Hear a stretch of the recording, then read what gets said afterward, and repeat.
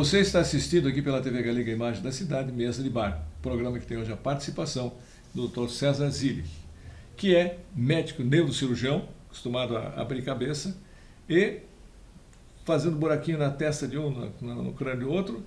Ele tem inspiração também para escrever poesia. É isso, né? Sim, sim. A poesia foi uma época, né? A gente passa por essas fases, né? É uma época que eu comecei a ler bastante poesia e tal, e de repente você começa a ter a cabeça... J.G. Jorge, não? Hein? Lia o Não. Poesia mais séria. Esse é do tempo do ginásio que as meninas gostavam, né? Traziam lá os cadernos pra gente... Né? Maldita mulher que eu tanto amei. Não, quem me influenciou muito foi o Mário Quintana, né? Gosto muito da poesia. Pode ser uma coisa, né? Como é que não deixar esse homem entrar na Academia Brasileira? Eu não perdoo a Academia Brasileira. Tem tanto nego lá que não tem qualidade nenhuma, né? Tem, né? E eu tive a oportunidade de ser recebido pelo poeta, né? Uns 5 meses antes dele falecer. Foi uma coincidência incrível. Eu tinha ido para um congresso lá em Porto Alegre. Sempre que eu ia a Porto Alegre, eu levava um livrinho do Mário Quintana com a esperança de encontrar ele na rua. E aí eu estava lá, resolvi ligar para o lugar onde ele residia, que é, né? Ele residia no hotel do Falcão, depois ele residia. Eu conheci ele assim lá. Não era mais o hotel, era um apartamento onde estava ele com uma ou duas sobrinhas, né?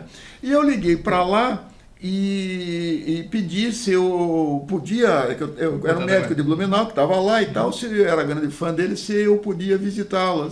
Um momento, foram falar com ele. Aí ela botou, sim, o senhor pode. Quando?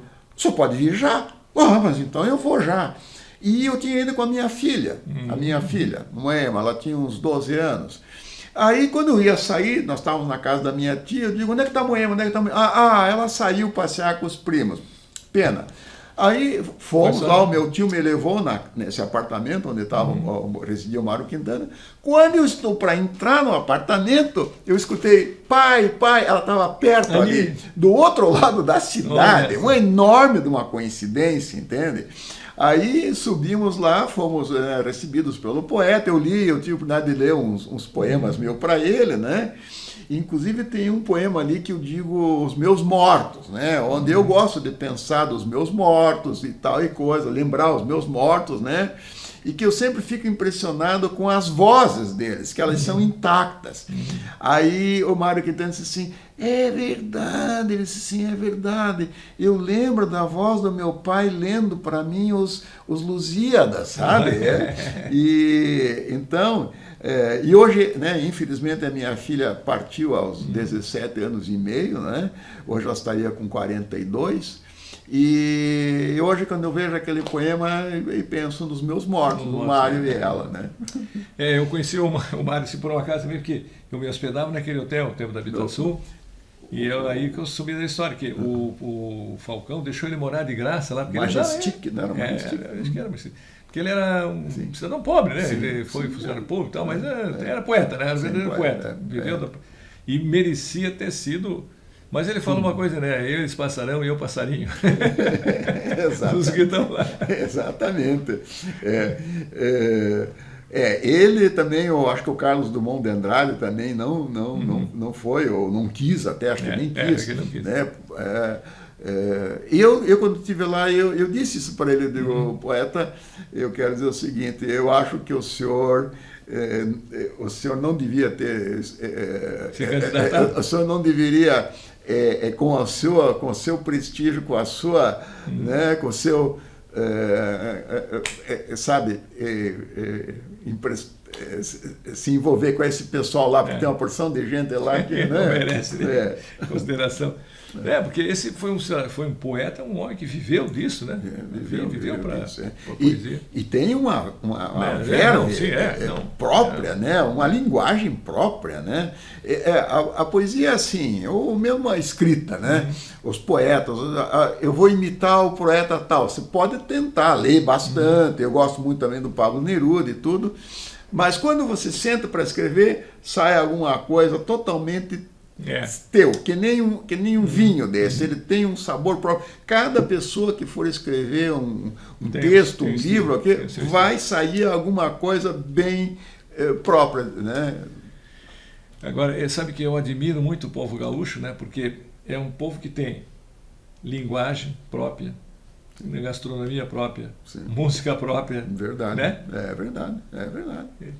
O Rio Grande do Sul né? Não sei se foi confrontando ali com os argentinos, com o Uruguai, aquela coisa toda, mas desenvolveu, né, sim, sim. Né?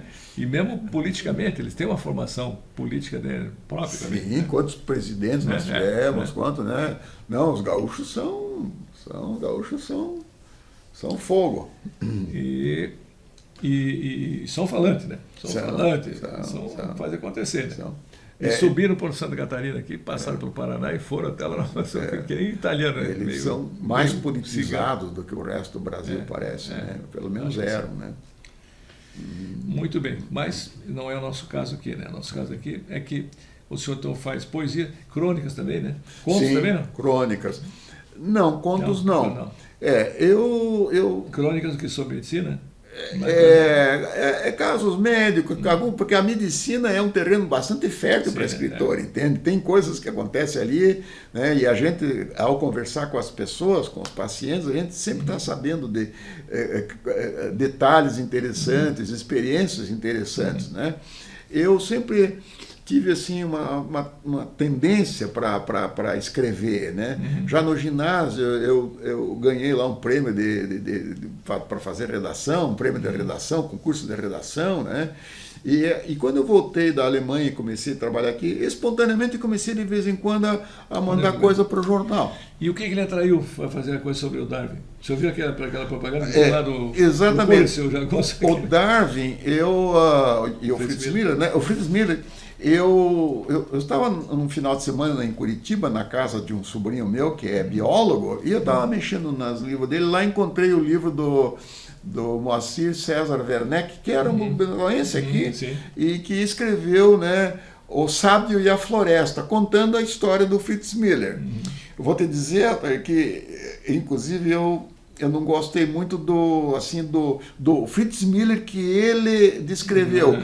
Um Fritz Miller meio malandrão, assim, parecendo um malandro de morro carioca, assim, sabe, com umas certas espertezas, na linguagem do Werneck. Aí eu li aquele livrinho, gostei, e eu fui me dirigir lá no arquivo histórico para saber mais sobre o Fritz Miller. E aí estava esse cartaz lá. E o concurso já estava correndo, já tinha corrido alguns meses, né? Mas eu digo, eu vou participar disso, né? E aí resolvi reduzir o meu foco para... Aqui em Blumenau, se falava com alguém, quem é Fritz Miller? Ele era amigo do Darwin. Isso que o pessoal sabe dele, né? E principalmente. E aí, então, eu reduzi o foco ali. A dona Sueli Petri, que leva aquele arquivo histórico com muito capricho. Ela não tem nenhum problema com mofo. Não tem alergia a mofo? Não. E ela conduz aquilo lá dentro tem aquilo não parece uma repartição pública, parece uma coisa assim, sabe? Assim, bem familiar, bem, né? Sim. Então ela me municiou lá com um fragmento do livro do Darwin, com as cartas que o Darwin escreveu para o Fritz Miller. É um pedaço de um livro maior do Francis Darwin, que era o filho do Darwin, que coletou fez toda, né, guardou toda a correspondência do pai. E também com os livros do Alfred Müller, que era um sobrinho do Fritz Miller que esteve aqui, né, viveu com ele aí, conviveu com ele uns 2, 3 anos, e viu que o Fritz Miller não guardava nada, ele não guardava todos os artigos que ele escrevia, está tudo disperso, né? E aí ele resolveu, sabe, e foi então graças ao Alfred Müller que nós temos hoje a obra dele. O senhor sabe que naquela ocasião eu estava terminando meu mandato na presidente da fundação, né? Eu digo, bom, eu vou mandar uma carta para o presidente do Correio para lançar um selo, o mínimo que pode fazer é lançar um selo, né, do centenário de morte. Era o Hargreaves, que era o presidente. Mas eu acho que tem um chato lá de Blumenau que vai homenagear esse Fritz Miller, que é esse alemão, nem sabe, certo? Não fizeram nada, infelizmente. Eu soube também que no Japão existe uma localidade lá, pequena, onde tem, diz que um monumento em homenagem ao Fritz Miller, porque em função da teoria de desenvolvimento das espécies, o negócio do camarão, né, que ele andou estudando aqui, sim, que eles passaram, que eles começaram a criar lá e foi uma salvação para aquela. Mas eu entrei em contato com a embaixada do Japão, tal, mas os japoneses não descobriram, não comunicaram nada, também não sei, mas deve ser verdade, porque me contaram, né, que, né? E nos Estados Unidos o pessoal conhece Fritz Miller, tem na enciclopédia, material científico e tal, é reconhecido. Nós aqui fica por isso mesmo, né? Ele participou do museu, né, do Museu de História Natural do Rio de Janeiro, né, do museu, e ele era um funcionário, depois ele foi contratado como funcionário viajante, pesquisador viajante, né? Então ele pesquisava aqui as coisas, escrevia os artigos e mandava para lá, né? Infelizmente, com esse grande incêndio que teve lá, deve ter tido muita coisa destruída, né? É outro absurdo, né? Aquilo foi engraçado. Cheio de pedaço de fio pendurado, falta de respeito também, né? Falta de respeito. Mas, e é bonito aquele tantinho. Sim, é um palácio, né? Um palácio. Mas diz que era a residência de um português, viu? Rico, que quando a família chegou 2008. Tomaram, certo? Não compraram, tomaram. 1808, acho que eles eram. 1808. Põe-se na rua, toda a nobreza chegou, né? Sim, Eles punham lá o PR, né? Que era do príncipe real, uma coisa assim, né? E eles iam põe-se na rua, né? Eles fizeram assim. Que barbaridade. Agora, engraçado que você está vendo a origem da expressão, né? Ficou a ver navios, né? Ficou a ver navios. Diz que isso surgiu quando o Junot invadiu Lisboa, que toda a elite portuguesa já estava em alto mar. Então, sim, o Napoleão ficou a ver navios. Surgiu a expressão, né? Ficou a ver navios. Agora, o senhor que gosta de poesia, o nosso Mário Quintana é uma versão brasileira do português lá, né? O grande... O João...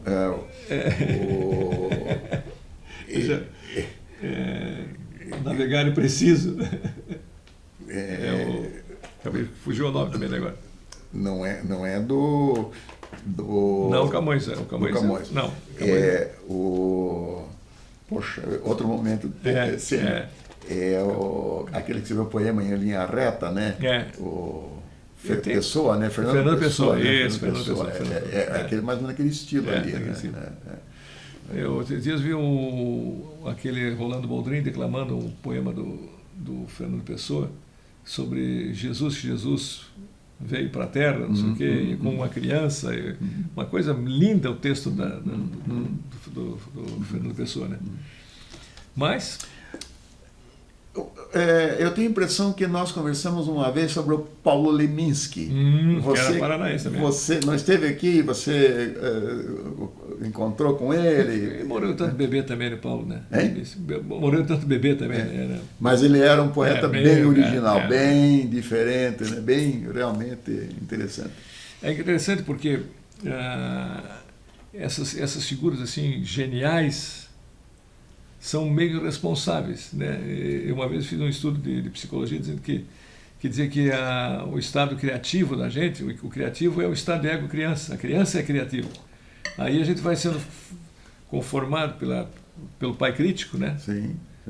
Não faz isso, faz aquilo, tem a lei, tem lá, e vai tolhendo.